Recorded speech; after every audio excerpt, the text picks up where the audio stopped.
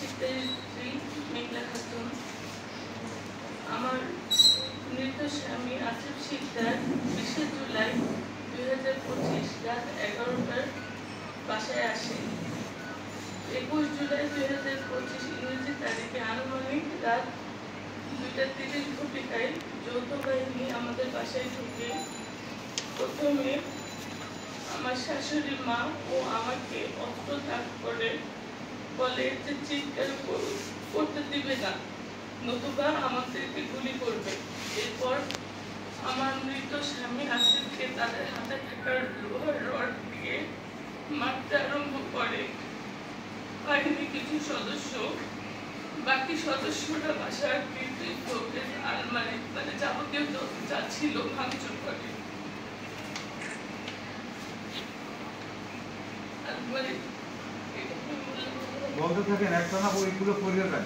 আলমারি থেকে নগদ 2 লক্ষ টাকা, 1.5 ভরি স্বর্ণের চেন, আংটি, এবারে অনেক কিছু ছিল যেগুলো এখানে উল্লেখ করা হয়নি।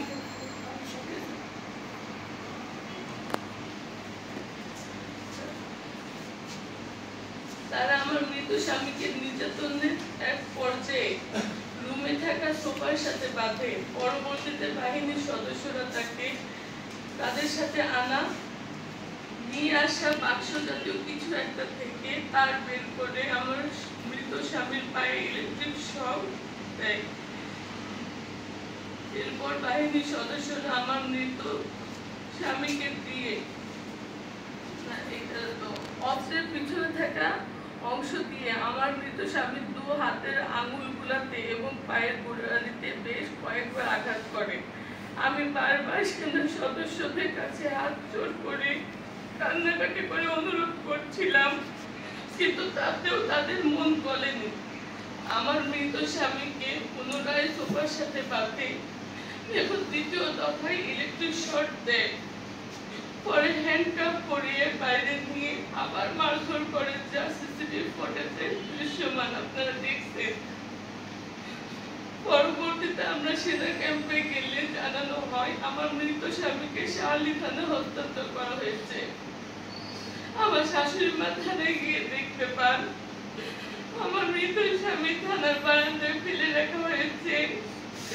আমার মৃত স্বামী তখন আসিফ শিকদার তখন পানির জন্য কাঁদছিল। পানি দিতে গেলে শাহালি থানার ওসি আমার শাশুড়ি মাকে অকথ্য ভাষায় গালিগালাজ করেন। তাকে আমার মৃত স্বামীর কাছে যেতে দেওয়া হয় নাই। পরবর্তীতে আমার মৃত স্বামীর অবস্থা আরো অবনতি হলে তড়িঘড়ি করে গাড়িতে তুলে হাসপাতালে নিয়ে যায় পুলিশ। কর্মরত চিকিৎসক তখন তাকে মৃত ঘোষণা করে। মূলত শাহালি থানার বর্তমান ওসি শরীফুল ইসলাম ফ্যাসিস্টের সহযোগী হওয়ায় ফ্যাসিস্টের পুনর্বাসন করার প্রচেষ্টার কারণে আমার মৃত স্বামী এবং তার সঙ্গে অন্যরা প্রতিবাদ জানায়। আর এতেই ফ্যাসিস্ট ওসির চক্ষুশূল হয়ে পরিণত হয়। সেনা সদস্যরা মৃত স্বামীকে মারধরের সময় বারবার বলছিল, ওসির সাথে বিয়াদবি করিস, ওসির সাথে বিয়াদবি করিস। মূলত আমার স্বামী আসিফ শিকদার ছিল জুলাই আগস্ট 2024 এর সম্মুখ সারির যোদ্ধা। উনি হাসিনার সময় বাইরে থাকতে হয়েছে, বাড়িতে থাকতে পারেনি, বারবার কারাবরণ করেছে, যার ফলে ফ্যামিলি থেকে বিচ্ছিন্ন ছিল। কারাগার ও কোর্টে যাতায়াত ছিল তার নিত্যদিনের। হাসিনার সময় গত 2024 এর 20 জুলাই আমার মৃত স্বামীকে গ্রেফতার করে এই শাহালি থানায় নির্মম নির্যাতন করা হয়। পরবর্তীতে হাসিনার মুখ্যমন্ত্রী বাংলাদেশে এই জুলাই গাদ্দারদের হাতে হাসিনা দোষরদের চক্রান্তের শিকার হয়ে প্রাণ হারে আমার প্রিয় স্বামী।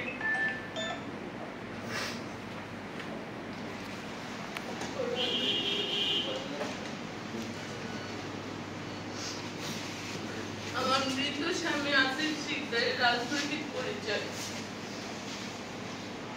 আসিফ সিকদার শাহালি থানা ছাত্র দলের প্রতিষ্ঠাকালীন সাবেক সদস্য এবং 93 নং ওয়ার্ড ছাত্র দলের সাবেক সদস্য সচিব।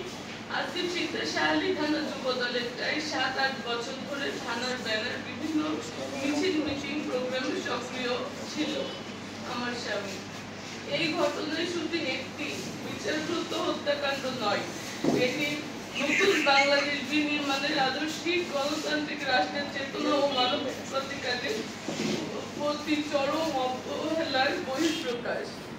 ফ্যাসিস্ট বিরোধী আন্দোলনে অকুতোভয় যোদ্ধা যুবদল নেতা আমার স্বামী আসিফ সিকদারকে আমার বৃদ্ধ শাশুড়ি মা এবং আমার সন্তানের সামনে নির্মমভাবে পিটিয়ে নিরাপত্তা হেফাজতে ইলেকট্রিক শর্ট নির্যাতনের মাধ্যমে যৌথ বাহিনীর হেফাজতে মৃত্যুর ঘটনা ঘটেছে। এ ধরনের ঘটনা একটি উদ্বেগজনক, যার ধারাবাহিকতা সাবেক ফ্যাসিস্ট হাসিনা সরকার আমলে বিচারবহির্ভূত হত্যাকাণ্ডের কথা স্মরণ করিয়ে দেয়। আমি স্পষ্টভাবে বলতে চাই, বিচারবহির্ভূত হত্যাকাণ্ডের মাধ্যমে বিরোধী মত দমন ন্যাক্কারজনক অপচেষ্টায় আমি কখনো মেনে নেব না। আমি আমার মৃত স্বামীর ব্যাপারে এই ঘটনায় স্বাধীন ও নিরপেক্ষ তদন্ত দাবি করছি এবং দায়ী ব্যক্তিদেরকে দ্রুততম সময়ের মধ্যে চিহ্নিত করে আইনের আওতায় আনার জন্য সংশ্লিষ্ট কর্তৃপক্ষের প্রতি জোরালো অনুরোধ জানাচ্ছি। এবং এ ধরনের ঘটনা নাগরিকদের মৌলিক অধিকারের প্রতি চরম অবহেলা ও মানবাধিকার লঙ্ঘন বলে আমি মনে করছি, যা রাষ্ট্রের আইন শাসন ও ন্যায় বিচারের ভিত্তিকে ধ্বংস করে দেয় এবং একটি সভ্য সমাজের জন্য অত্যন্ত লজ্জাজনক। আমি সরকার ও সংশ্লিষ্ট কর্তৃপক্ষের কাছে কঠোর ভাষায় সতর্কতা বার্তা দিচ্ছি, এই নতুন বাংলাদেশের যেন আইন শৃঙ্খলা বাহিনী হেফাজতে থাকা প্রতিটি ব্যক্তি নিরাপত্তা ও মৌলিক অধিকার নিশ্চিত করা হয় এবং আমার স্বামীর মতো এরকম করুণ পরিস্থিতি কোনো সন্তান, কোনো স্বামী বা কোনো পিতার জন্য না হয়।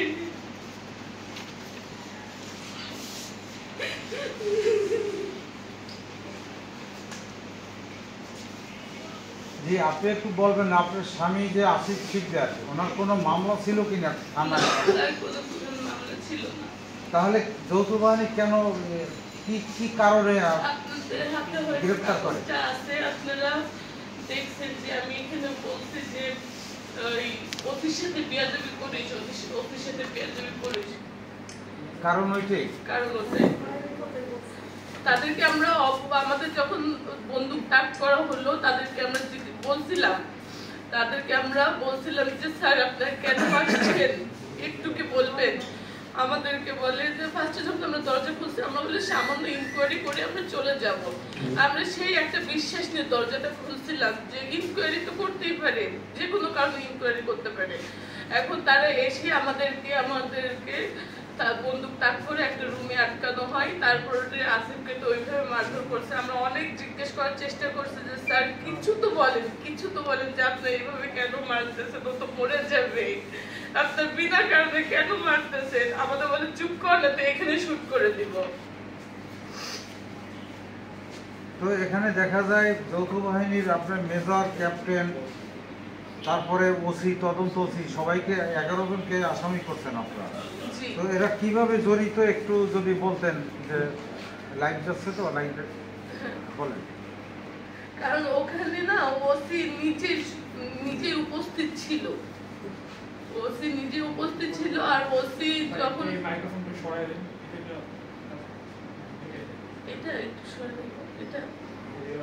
বলেন আপনি কথা বলেন।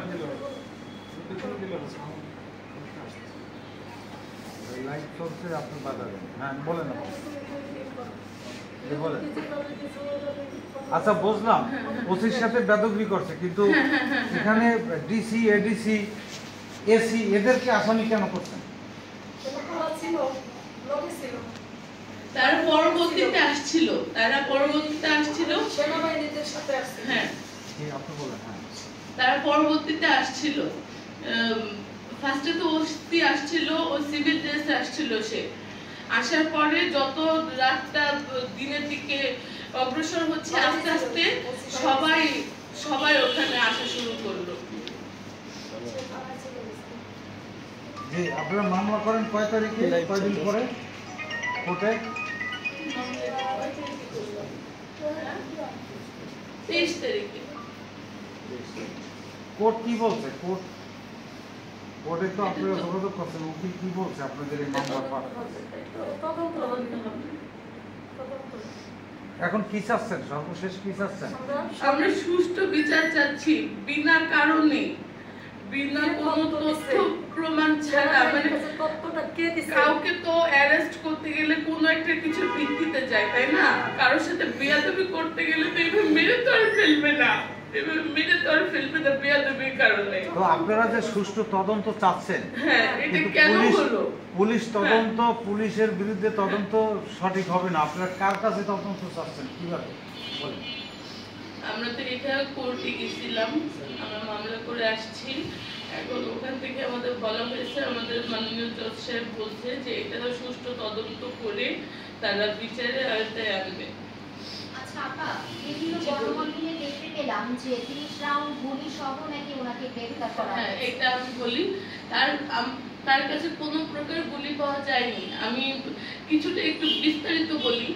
তারা ঘরে যখন আসছে প্রচুর ভাঙচুর করতেছে। আপনারা যারা আমাদের বাসায় গেছে তাদের কাছ থেকে ভিডিও ফুটেজ কালেক্ট করতে পারেন যে আমাদের বাসায় কিচ্ছু পাওয়া যায়নি। আমরা কি এমনকি তাদেরকে বললাম যে আপনাদের যদি আপনারা কিছু খোঁজেন বা কিছু চাচ্ছেন, আপনারা যা চাচ্ছেন নিয়ে যান, যা করতে মনে হচ্ছে কয়েকদিন দয়া করে ওকে মারবেন না।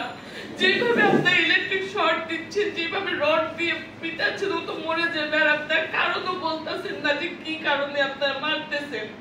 তো বাসায় কিছু না পাওয়া গেলে এখন ওকে না বের করে নিয়ে আসলো, দুই কাঁধে ধরে, এইভাবে দুইজন কাঁধে কাঁধে বেঁধে নিয়ে আসলো।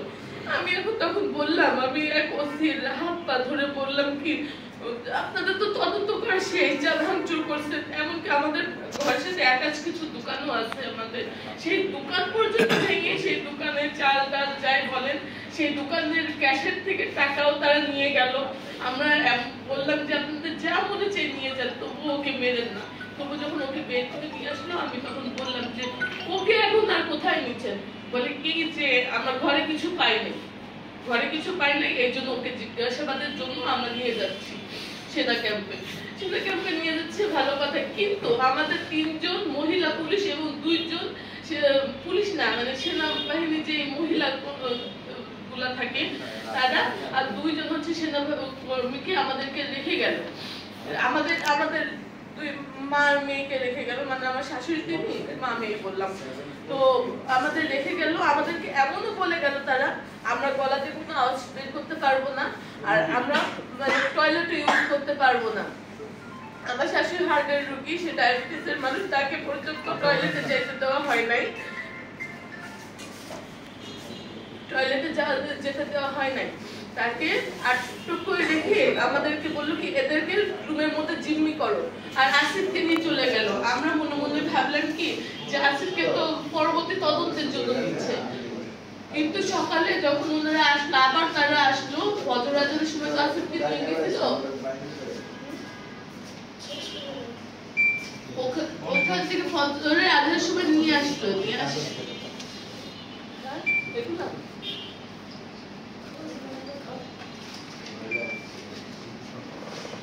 আমার স্বামী যাদের সাথে রাজনীতি করছে তাদের বিভিন্ন ব্যক্তিত্বের ছবি আছে এখানে। এই যে এগুলা, এই যে 5 তারিখে যখন সরকার যখন পতন হয় সেই সময় আমার স্বামীকে বের হলে পরে তাকে এইভাবে পুলিশ সংবাদপত্র জানানো হচ্ছে। আর এই যে এই মানুষটা এই যে গাঞ্জা আকবর আমার স্বামীর লাইফটা হেল্প করে রাখছিল।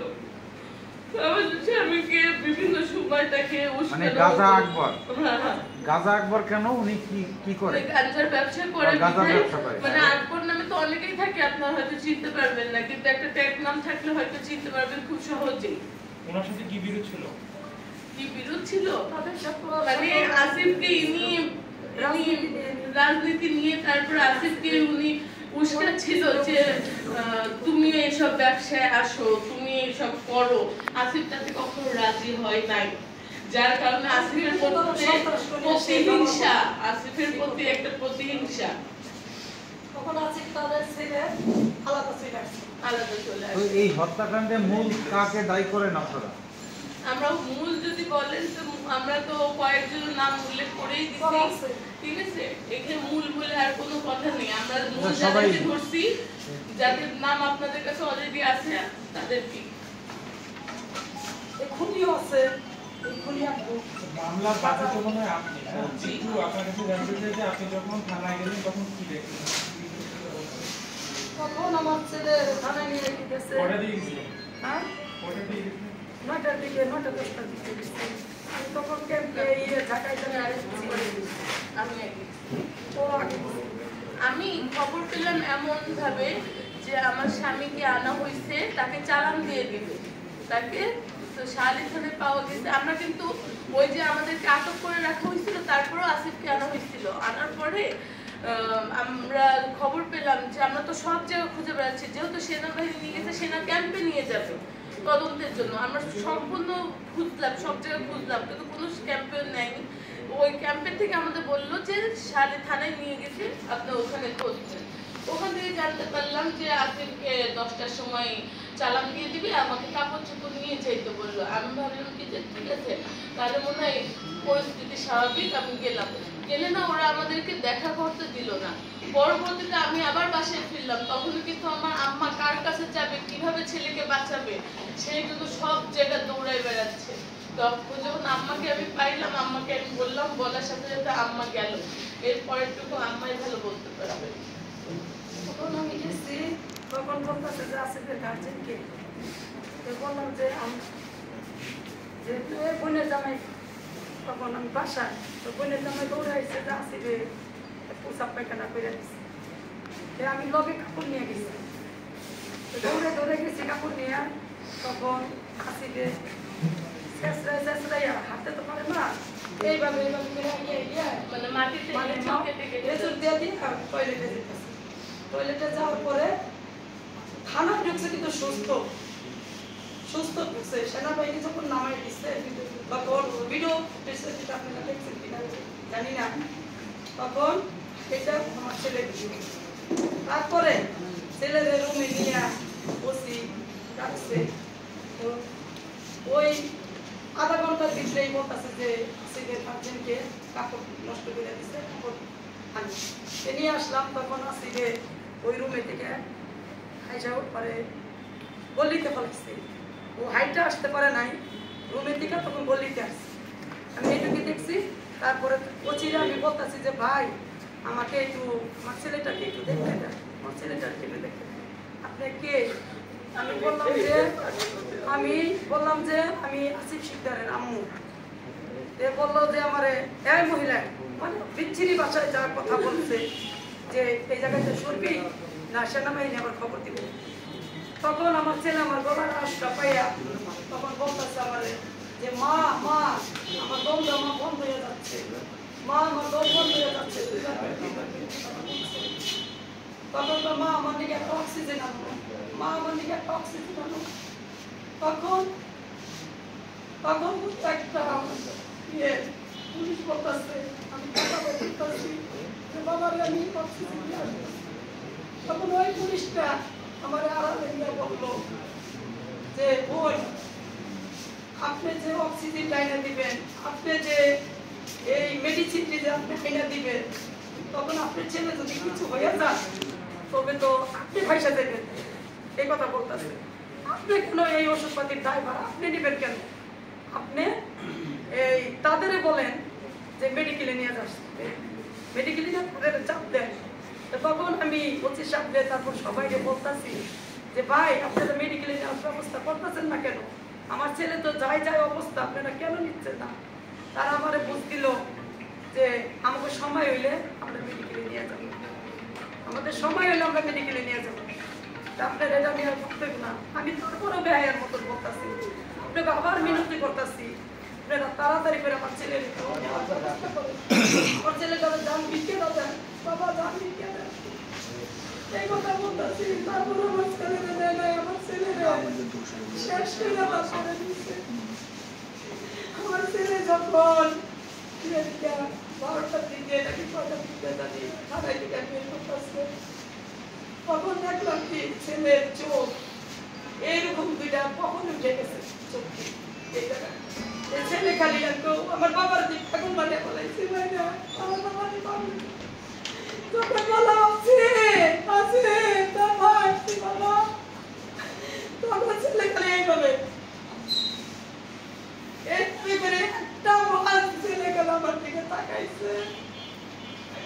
তারপরে গাড়ির ভিতরে যখন উঠাইলো তারা, ছেলে তো সিটের ভিতরে বসতে পারে না, ছেলে ওই ইয়ের ভিতরে এইভাবে এলান দিয়ে বসছে।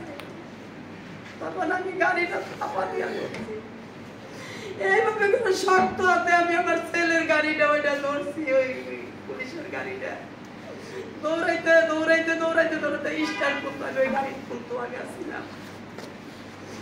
তারপরে যখন এরা জোরে ই করছে চালাইছে গাড়িটা, তখন ধরে রাখতে পারি নাই, ধরে রাখতে পারি নাই ছেলেরা। তারপরে আমি তাড়াতাড়ি করে একটা সিএনজি নিলাম, আমি ওই গাড়ি ফলো করতে করতে মেডিকেলে গেলাম। মেডিকেলে যখন গেলাম তখন ওই ছেলে মনে করি দেখলাম কি হাসপাতালে ছেলেকে টয়লেটে শোয়ানো, তখন ওই ছেলের নাকটার ভিতরে আমি এইভাবে করে দেখলাম, এইভাবে দেখলাম ছেলের নিঃশ্বাস নেই। আমি মনে জামাইরে বললাম সবন আমার ছেলে নাই, আমার আসি শুনাইতে নাই, এই লাস্টের মাইরে এই ওসি আমার ছেলের শরীফুল ইসলাম এই ওসি আমার ছেলেদের জীবনটা শেষ করে দিল, বাকি নাই। আর এই সেনাবাহিনীর সাথে সাধারণ মানুষ সিভিল বেশে গিয়েছিল, এইটাই আপনারা তদন্ত করে আপনাদের কাছে মিডিয়ার কাছে সবার কাছে আমার অনুরোধ, আমার এক ছেলে গেছে তাতে আমার কি হয়েছে, আমার হাজারো ছেলে আমার দিয়ে গেছে, এই গরিব মায়ের পাশে আপনারা দাঁড়াইবেন। আমার আসিফ হত্যার বিচার আপনাদের কাছে চাই, সারা বিশ্বের কাছে আমি চাই। কেন নিরহমত ছেলের জীবনে বয়সে দিতে হইল? 100টা টাকাও যদি আমার ছেলের লাগে যে মা আমার 100টা টাকা দাও, এই ছেলে কিভাবে সন্ত্রাসী চাঁদাবাজ কিভাবে হইতে পারে?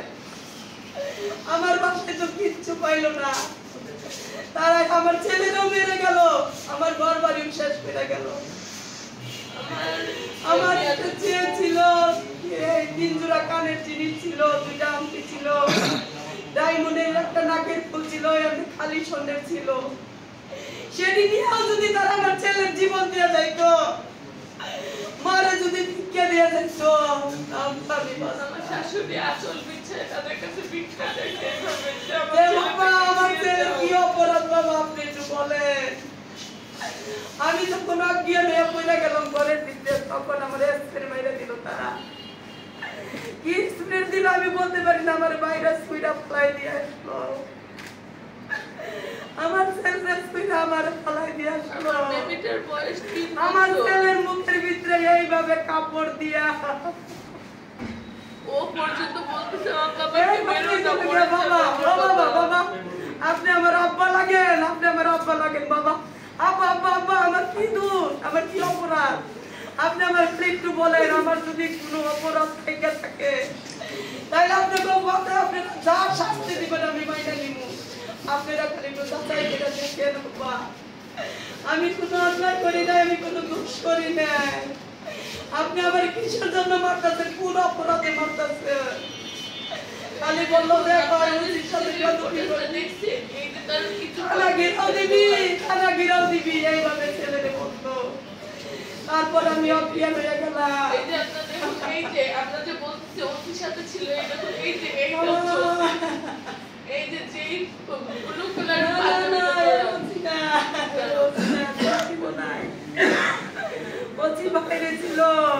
বাইরে ছিল, ঘরের বাইরে ছিল, থানায় নিয়ে পিটাইছি। এই ছেলের আমার শেষ করে দিল, আমার ছেলেটাকে বাঁচতে দিল না। আমার ছেলের অপরাধ কি? সেনাবাহিনীর কাছে যে যারা তদন্ত দিছে, মিথ্যা তদন্ত, সেনাবাহিনীরা দেশ বিশেষ ব্যাপারা সেই মিথ্যা অভিযোগের যে আসিবে যে সন্ত্রাস কি আছে এটি বলছে তাদের খুঁজে আপনারা বাই করে সঠিক আসামি আপনারা খুঁজে বাই করে। এই যে আকবর লেলিন তারপরে দিল না। আমার একমাত্র সন্তান গত চিকিৎসা আল্লাহর কাছে থেকে আমি ফরিয়াদ করে আসছিলাম। আমি আসলে মা বলে আমি গর্বে আমি আমার সন্তান হিসাবে আমি গর্বিত। আমি একটা সৎ ছেলে, আমি সৎ ছেলের মা ছিলাম। আমার ছেলের আমি বেলাইনে যাইতে দেই নাই, অনেক কষ্ট করে আমার ছেলের মাঝে 10 বছরের রাত্রি আমার বাবা রাইতে গেছিল আমার কাছে। এই আলামত আমি মানুষ করছিলাম, কোনো বেলাইনে যাইতে দেই নাই। এই বিএনপি করাটা কি তার অপরাধ ছিল? এই বিএনপি করাটা কি তার অপরাধ ছিল? আমার ছেলের পুরো পরিকল্পনা ভাবে হত্যা করছে। এটার বিচার বাবা আপনার কাছে, দেশবাসীর কাছে আমি চাই।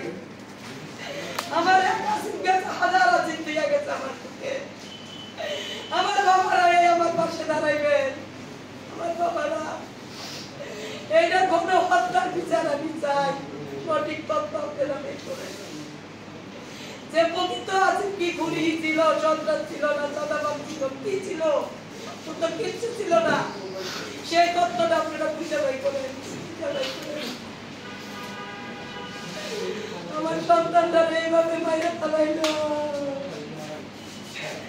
আমার বাকিটারা এইভাবে জীবন দিতে হইল কেন? আমার বাবার এইভাবে জীবন দিতে হইল কেন?